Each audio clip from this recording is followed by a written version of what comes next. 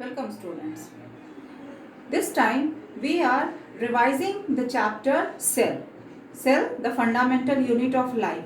So while revision we have revised the very first segment, that is introduction and discovery of the cell, history of the cell and its types, that is prokaryotic and eukaryotic. Today we will study about plasma membrane. Plasma membrane is the outermost covering present in the animal cell. It is second outermost layer in plant cell because plant cells have an additional structure called cell wall. Plasma membrane is essentially present in all type of cell, whether it is a prokaryotic cell or a eukaryotic cell. Along with the external covering, plasma membrane is also found inside the cell around the cell organelles. So, the covering or the boundary of the cell organelle is also having the similar composition and structure as that of plasma membrane. So, plasma membrane is very important structure.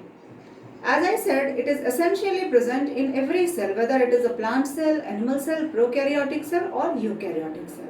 Plasma membrane is also considered as selectively permeable membrane. So let's have a look on the various features of plasma membrane. Plasma membrane is known as selectively permeable membrane. Now, the meaning of selectively permeable membrane, it is selectively permeable membrane is a membrane which allows movement of selected substances through it. If a membrane allows movement of solvent freely but selects the passage of a specific solute particle, it is called selectively permeable membrane. So, plasma membrane is a selectively permeable membrane. It means it allows only selected substance to pass through it. Since it is selective permeable membrane, it has some advantages. Now, let's discuss what are the advantages of selectively permeable membrane. The selective permeable feature of plasma membrane ensures that only useful substances or useful molecules enter the cell. It also helps to keep metabolic substances remain within the cell, and it helps in secretions and waste product to leave out the cell. The substances generally drawn inside the cell are raw materials for metabolism, foodstuffs, water, salt, oxygen, and regulatory substances like vitamins and hormones.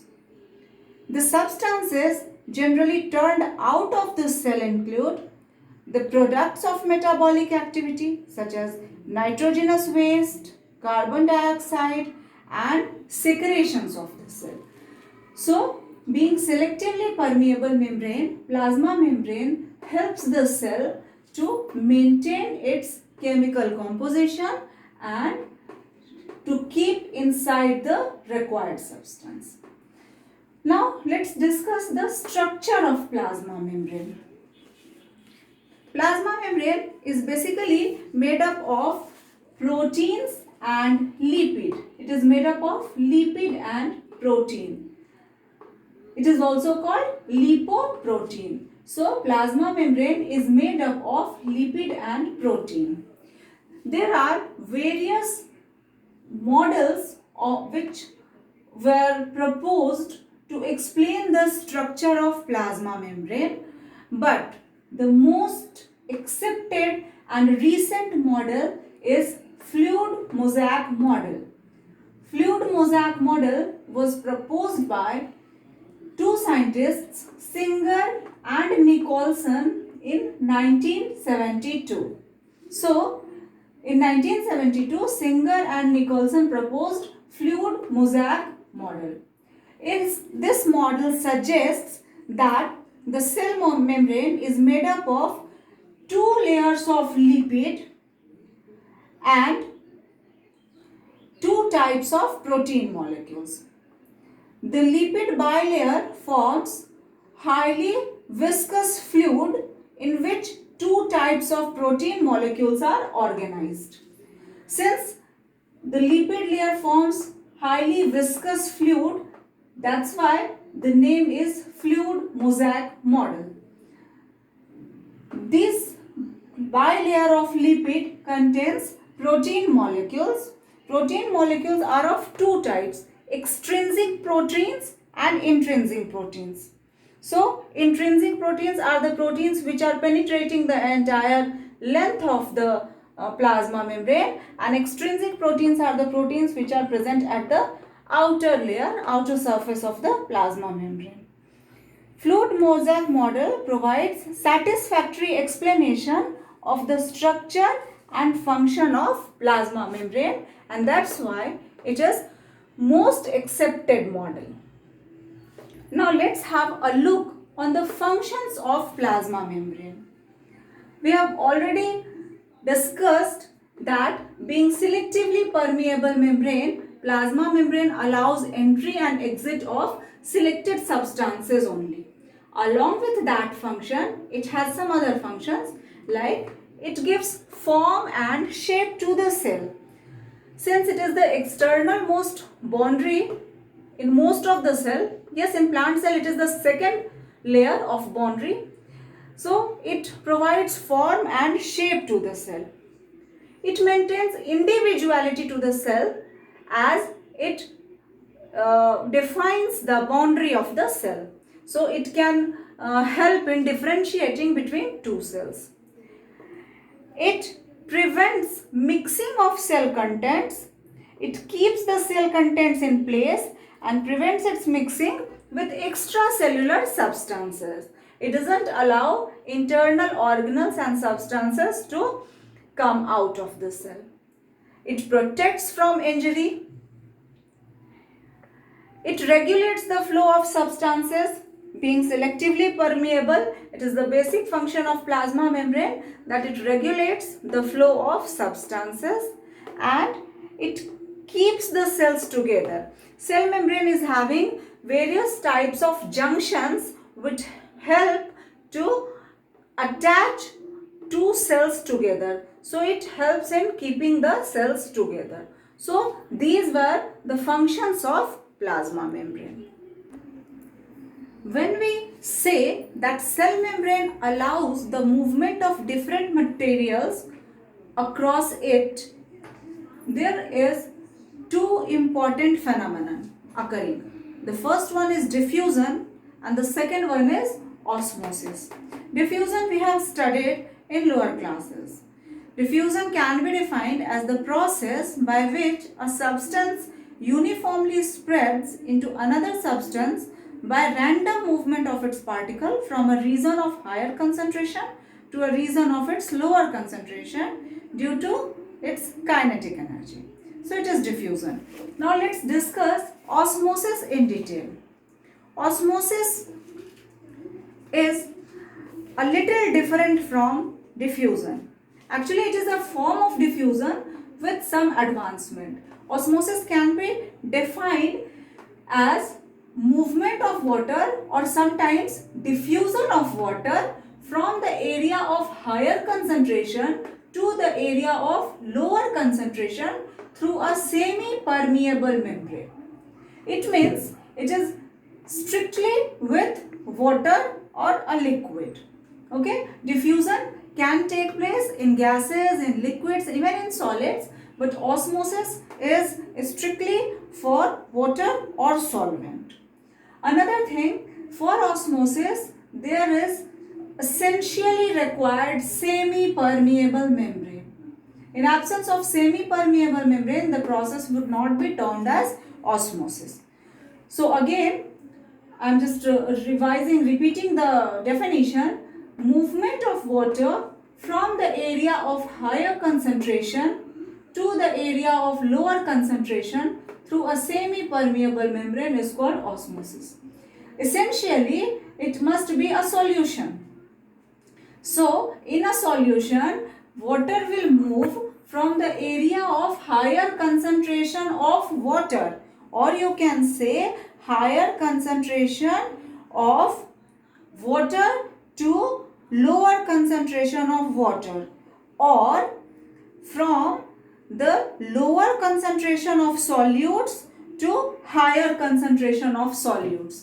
It can be understood by this example. Suppose you have taken 2 glasses of water, and in first glass you have added 2 tablespoons of sugar. In second glass you have added 4 tablespoons of sugar. Now the amount or volume of water is equal in both the glasses. What is different? Amount of sugar.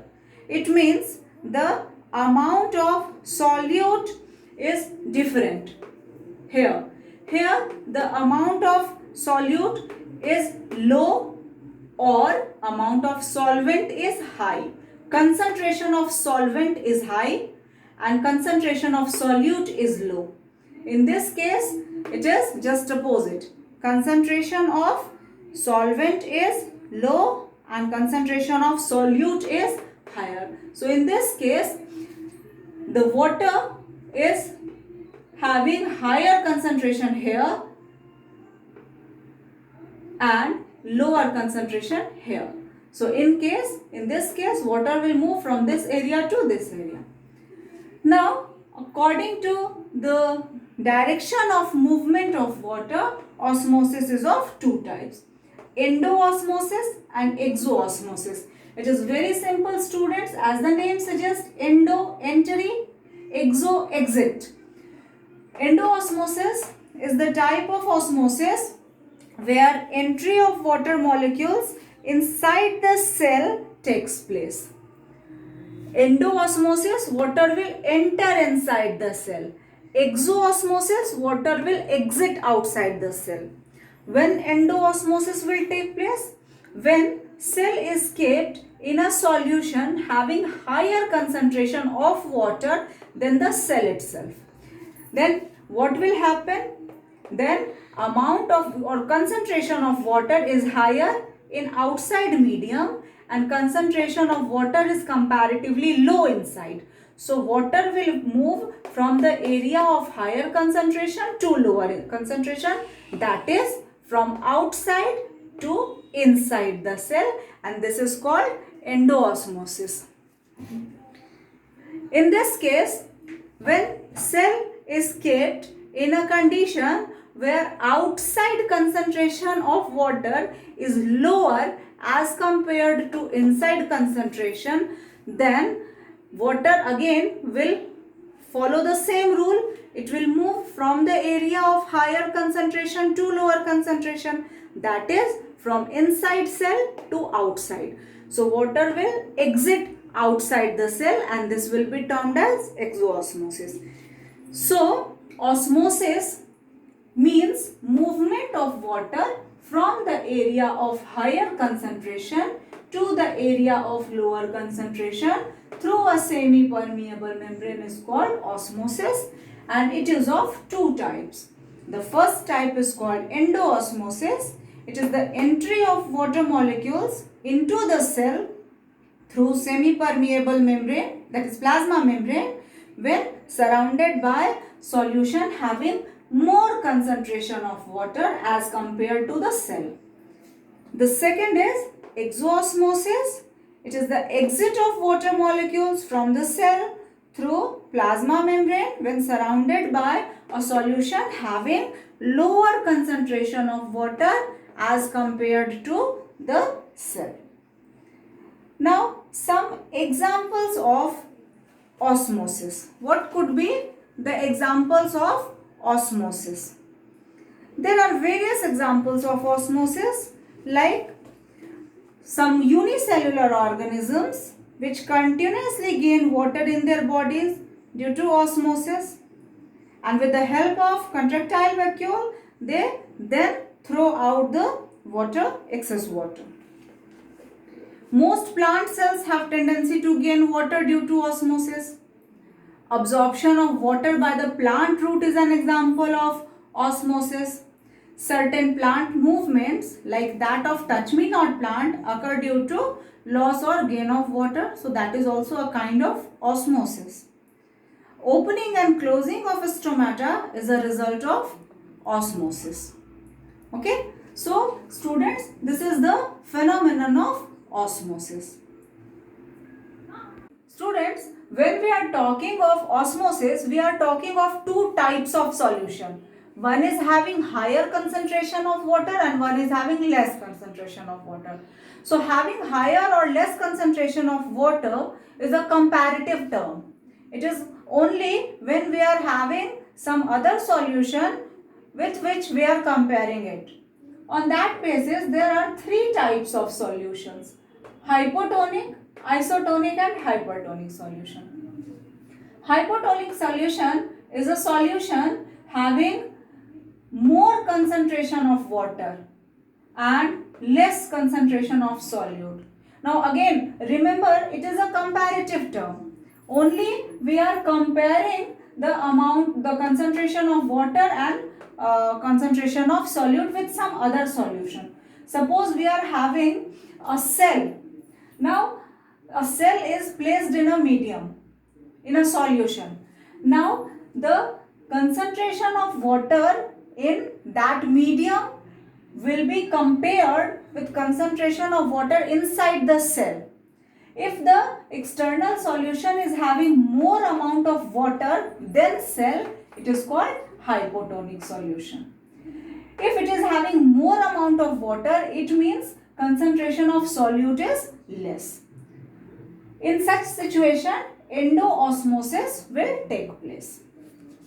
If the cell is kept in a solution having similar concentration of water and solute as compared to the cell, it is called isotonic solution. Means both the solution, that is cell and external medium, both the solution is having similar concentration. It is called isotonic solution, and in such condition no osmosis will take place. Actually, in this case, movement of molecule will occur, random movement of molecule will take place, but there will be no increase or decrease in the shape of the cell. Like in case of endoosmosis, since water entered inside the cell, the shape of cell will increase or the volume of cell will increase. But in the case of isotonic, movement will take place with the similar rate. So no change in shape will be visible. A hypertonic solution is a solution having less concentration of water as compared to the cell. Since the amount of water is less, it means the amount of solute is more.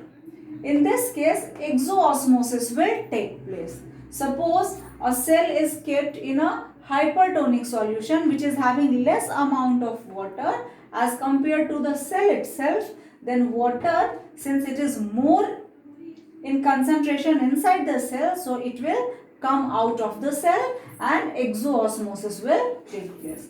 So as a result of endoosmosis, the cell will swell up. In case of isotonic solution, there will be no osmosis or no change in the shape of cell, and in case of hypertonic solution, exoosmosis take place and cell will shrink. So these are three types of solution: hypotonic, having more concentration of water as compared to cell; isotonic, having similar concentration of water and solutes; and hypertonic, having less concentration of water as compared to the cell. So these are three types of solution. Students, while we are studying plasma membrane, it is necessary to understand the concept of osmosis and types of solution.